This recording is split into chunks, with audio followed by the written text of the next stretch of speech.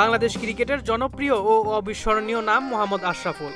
সবচেয়ে কম বয়সী খেলোয়াড় হিসেবে টেস্ট ক্রিকেটে সেঞ্চুরি করে ইতিহাস তৈরি করে বিশ্ব ক্রিকেট অঙ্গনে আবির্ভূত হয়েছিলেন আশরাফুল। আবার বড় দলগুলোর সাথে চোখে চোখ রেখে জিততেও শিখিয়েছেন এই আশরাফুল। বাংলাদেশ দলের বেশিরভাগ বড় জয়গুলো এসেছে আশরাফুলের হাত ধরে। তবে শুরুটা ভালো হলেও ক্যারিয়ারের শেষটা রাঙানো হয়নি আশরাফুলের। সময়টা 2012 সাল।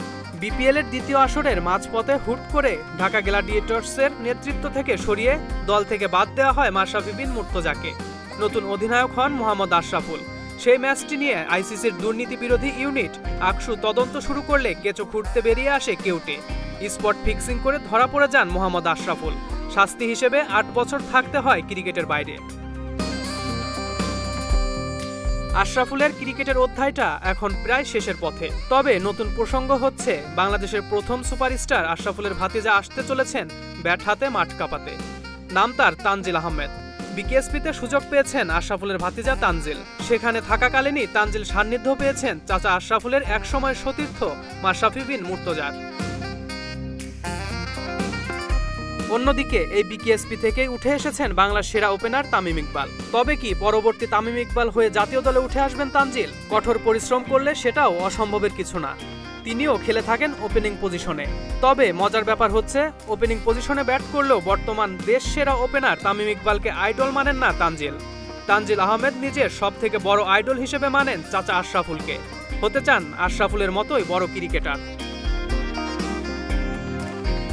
আশরাফুলের সাথে অনেক মিল রয়েছে তানজিলের। তার কথা বলার ভঙ্গিটা হুবহু চাচা আশরাফুলের মতোই। তবে আশরাফুলের মতো ডান হাতে নয়, বা হাতে ব্যাট করেন তানজিল।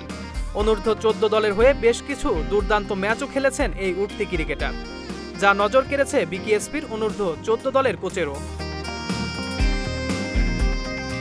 এখন তানজিলের স্বপ্নটা অনেক বড়।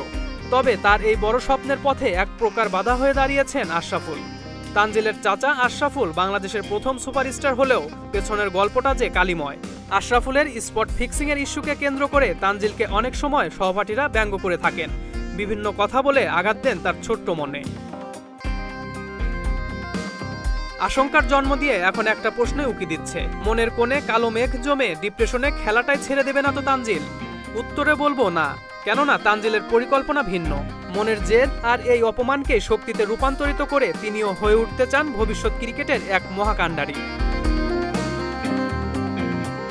বাংলাদেশের ক্রিকেটে ধূমকেতুর মতো আবির্ভূত হয়ে নিজেকে নিয়ে যেতে চান অনন্য উচ্চতায়।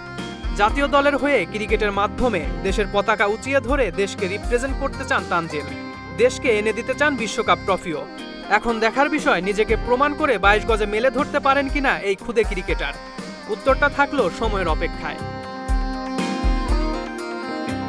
সজল খান, মহাজন আইটি।